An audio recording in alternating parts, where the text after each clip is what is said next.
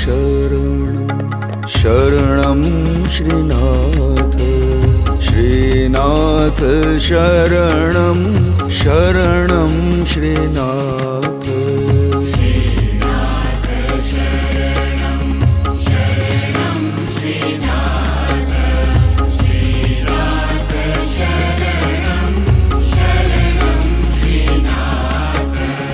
श्रीनाथ शरणं शरणं श्रीनाथ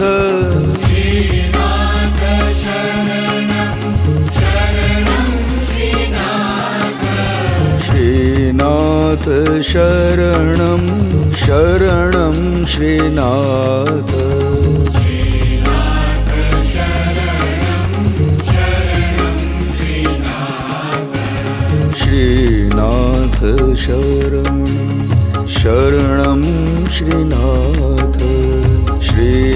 श्रीनाथ शरणं शरणं श्रीनाथ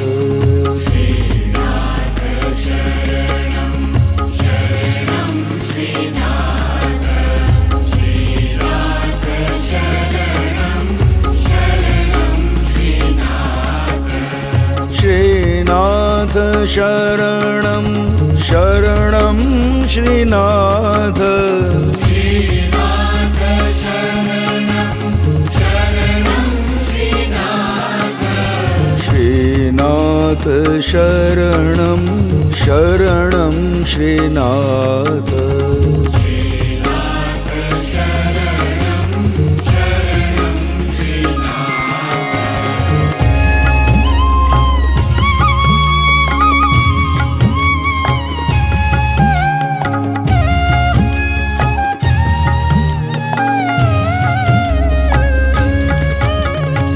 श्रीनाथ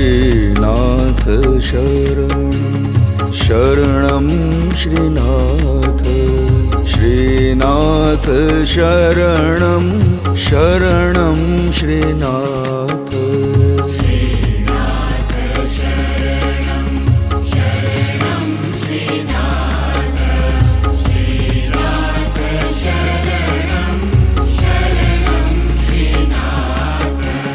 श्रीनाथ शरणं शरणं श्रीनाथ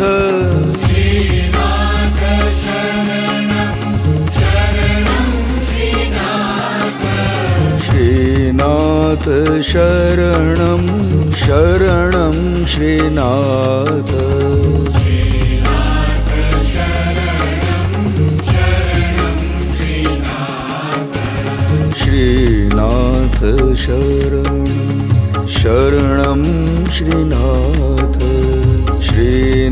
श्रीनाथ शरणं शरणं श्रीनाथ श्रीनाथ शरणं शरणं श्रीनाथ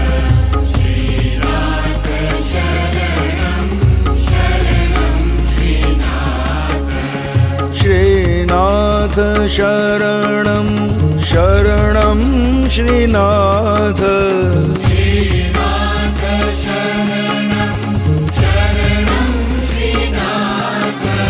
श्रीनाथ शरणं शरणं श्रीनाथ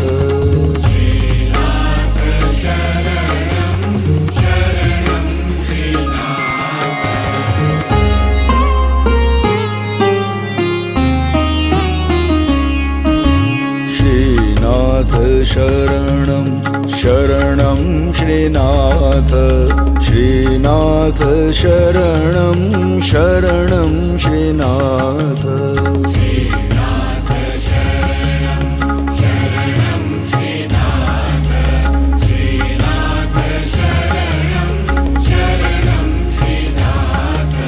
श्रीनाथ शरणं शरणं श्रीनाथ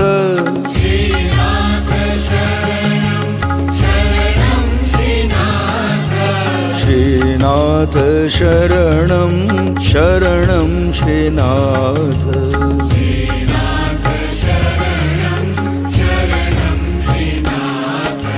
श्रीनाथ शरणं शरणं श्रीनाथ श्रीनाथ शरणं शरणं श्रीनाथ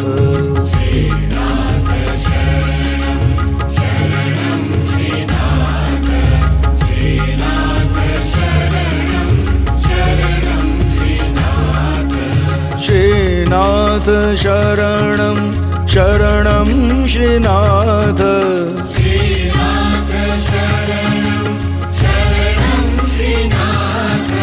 श्रीनाथ शरणं शरणं श्रीनाथ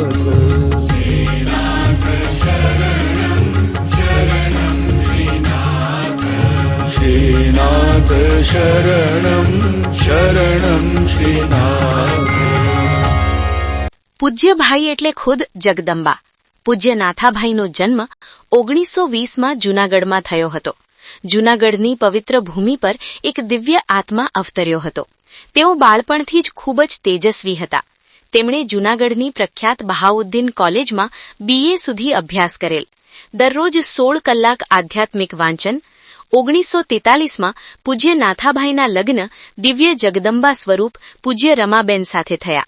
1946માં પોષ મહિનાની 5મી તારીખે વિશ્વવિખ્યાત માતા જગદંબાની દિવ્ય ચેતના પૂજ્ય નાથાભાઈના શરીર મંદિરમાં ઉતરી.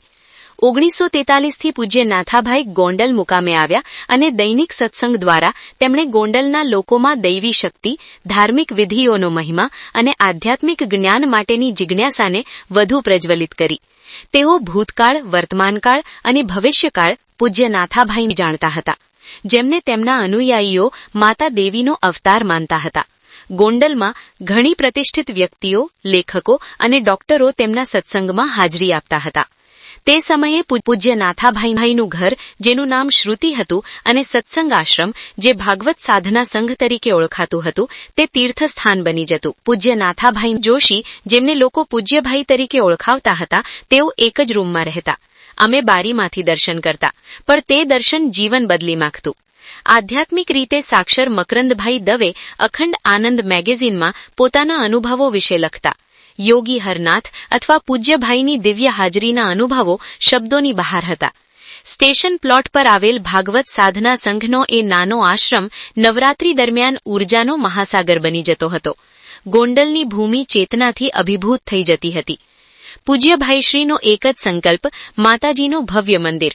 આજે ગોંડલ બાયપાસ પર 51 એકરમાં ફેલાયેલું લીલુંછમ અને રંગબેરંગી ફૂલો અને હસ્તકલાથી ભરેલું રમાનાથ ધામ દૈવી શક્તિનો અત્યંત ઉર્જાવાન સ્ત્રોત છે, જે તેમની સંકલ્પ શક્તિનો જીવંત પુરાવો છે.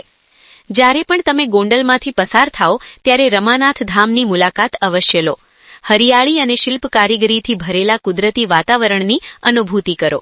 શ્રી રમાનાથ ધામમાં શાંતિ અને પરમ ઉર્જાના પ્રવાહનો અનુભવ કરો. સૌરાષ્ટ્રની પવિત્ર ભૂમિ ગોંડલ અને ગોંડલ નજીક શાંત દૈવી સ્થળ શ્રી રમાનાથ ધામે આવા જ એક જય માં કે માં અંબેની આધ્યાત્મિક સાધના સાચવી રાખી છે. આજની દસ્તાવેજી ફિલ્મ નામ અને પદવી કરતાં વધુ ઊંડાણમાં ઉતરવાનો પ્રયાસ કરશે, તે ભાવનામાં કે જે એક સામાન્ય ગૃહસ્થને અસાધારણ આધ્યાત્મિક માર્ગ તરફ દોરી ગઈ. આ કોઈ રાજકીય, સામાજિક કે ઐતિહાસિક જીવન ચરિત્ર નથી. તે એક શાંત આંતરિક યાત્રાની વાત છે. ગોંડલની બહાર રાષ્ટ્રીય ધોરીમાર્ગની બાજુમાં શ્રી રમાનાથ ધામ આવેલું છે, જે આધુનિક સમયમાં બંધાયેલું છે, પરંતુ ભાવનામાં ખૂબ પ્રાચીન છે. આ ધામ કોઈ એક સંપ્રદાય સુધી મર્યાદિત નથી. દરેક વિલાક્ષણી માતા અંબાના આધ્યાત્મિક વાઇબ્રેશનનો અનુભવ કરે છે. ધામનું વિશાળ આંગણું, બગીચા, ખુલ્લું આકાશ અને સર્વવ્યાપી શાંતિ એવું કહે છે કે આ સ્થળ ફક્ત પૂજા માટે નથી, પરંતુ આંતરિક શાંતિ સાંભળવા માટે છે. નાથાભાઈ જોશી. પરિચય અને વ્યક્તિત્વ. પૂજ્યભાઈની સાચી ઓળખ એક વાક્ય સુધી સીમિત ન હોઈ શકે. નામથી તેઓ શ્રી નાથાભાઈ, ગોંડલના રહેવાસી નાથાલાલ એચ જોશી તરીકે ઓળખાતા હતા. દેખાવથી તેઓ એક સરળ, નમ્ર ગૃહસ્થ હતા, પરંતુ ભાવનાથી તેઓ માતા જગદંબા હતા. જેઓ તેમને નજીકથી જાણતા હતા, તેઓ કહે છે કે તેમણે પોતાના વિશે બહુ ઓછું લખવાની મંજૂરી આપી હતી. તેમની ઈચ્છા હતી કે તેમના જીવતા તેમના વિશે કોઈ વિશેષ માહિતી કે જાણકારી પ્રગટ કરવામાં ન આવે, પણ તેમના શરીર છોડ્યા પછી પણ પણ લોકોના જીવનમાં મૂલ્યવાન કંઈક ઉપયોગી થઈ શકે તો તે તેમની સાચી ઓળખ છે. એવું કહેવાય છે કે તેઓ ખૂબ ઓછું બોલતા હતા, પરંતુ તેઓ જે કંઈ પણ બોલતા હતા તેમાં હંમેશા આંતરિક અગ્નિનો સ્પર્શ અને જાગૃતિ રહેતી હતી. તેમની આસપાસ બેઠેલા લોકોમાં રમેશભાઈ ધડુકનો પણ સમાવેશ થાય છે. કહે છે કે તેમના રૂમની શાંતિ તેમને આજે પણ અત્યંત સુસંગત બનાવે છે. આ હકીકત એ છે કે ભક્તિ ફક્ત જંગલો, ગુફાઓ અને આશ્રમો સુધી મર્યાદિત નથી. એક સાધક શહેરની ભીડમાં પણ અંદરની ગુફા શોધી શકે છે. જગદંબા પોતે માતા પૂજ્યધાઈ સાથે સંકળાયેલા ભક્તો કહે છે કે તેમના જીવનનું પ્રત્યેક પગલું માતાના ચરકમળમાં હતું. તેમણે ક્યારેય કોઈ ચમત્કારનો દાવો નથી કર્યો, પરંતુ ભક્તોએ તેમના જીવનમાં માતાની હાજરીનો વારંવાર અનુભવ કર્યો છે. એવું કહેવાય છે કે તેમણે ક્યારેય પોતાના માટે કંઈ નથી માંગ્યું, અને જે પણ તેમની પાસે આવતા તેઓ તેમના દુઃખ, તેમની મુશ્કેલીઓ, તેમના પ્રશ્નો ખૂબ જ શાંતિથી સાંભળતા. તે સ્મરણ હજુ પણ ઘણા લોકોની યાદોમાં કોતરાયેલી છે. એક સરળ હસતો ચહેરો જે કહેતો હતો કે માતા બધું જ સંભાળી લેશે. આજે શ્રી રમાનાથ ધામ ફક્ત એક મંદિર નથી, પરંતુ તે લાગણીનો એક આધ્યાત્મિક સ્ત્રોત છે જ્યાં ભક્ત અને આરાધ્ય વચ્ચેનો અવરોધ દૂર થાય છે. તેમના વિશે એવું કહેવામાં આવે છે કે નાથાભાઈ પોતે જગદંબા છે. આ કોઈ ઉપાધિ નથી, તેને લાગણી કહેવાય છે.